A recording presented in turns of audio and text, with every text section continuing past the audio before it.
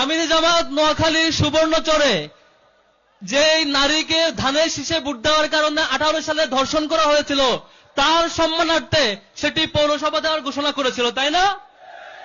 অথচ বিএনপি যেটা করলো সেটা হচ্ছে সেই ধর্ষক যে আসামি তাকে ধানের শীষের নেতৃত্বে নিয়ে এসে ক্যাম্পেইনের পক্ষে নিয়ে আসলো। এটা লজ্জা তাদের জন্য। সম্মানিত বন্ধুগণ, তারা সারা দেশে প্রচার করছে আমরা নাকি নারীদের ভোট পাবো না, নারীদের পক্ষে থাকতে পারবো না, এবং তারা নাকি নারীদেরকে এম্পাওয়ার করছে। তারা 10 জন নারীকে প্রার্থী করেছে। আমরা সেই তালিকা চেক করলাম, তার মধ্যে 5 জন হচ্ছে পিতা কোটায় পাওয়া আসন, তার মধ্যে 3 জন হচ্ছে স্বামী কোটায় পাওয়া আসন, তার মধ্যে 1 জন হচ্ছে ভাই কোটায় পাওয়া আসন, আর 1 জন হচ্ছে শ্বশুর কোটায়। এই নানা পরিবারতন্ত্রের পাওয়া কোটা দিয়ে আর 1.5 বছরে 63 জনের বেশি সংখ্যক নারীকে ধর্ষণ করে নারীদেরকে এম্পাওয়ার করা হয় না, বরং ব্যবহার করা হয়।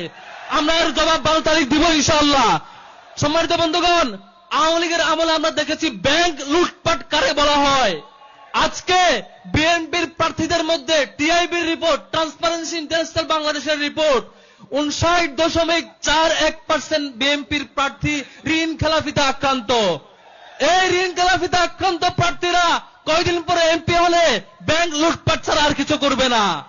অবস্থা দেখে মনে হচ্ছে খুব বেশি কিছু না, নৌকার জায়গায় খালি ধানের শীষ বসে গেছে, সব কিছু আগের মতো রয়ে গেছে। আমরা এর জবাব ইনশাল্লাহ দেব।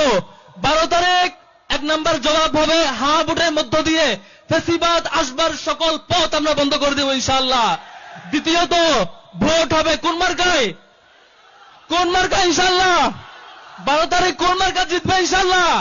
ঢাকা বিশ্ববিদ্যালয় থেকে শিক্ষার্থীদের যে রেসপন্স আমরা পেয়েছিলাম, জগন্নাথ বিশ্ববিদ্যালয়ে এসে যে রেসপন্স থেমেছে, সেটা 12 তারিখ দাঁড়িপাল্লার বিজয়ের মধ্য দিয়ে চূড়ান্ত হবে ইনশাআল্লাহ।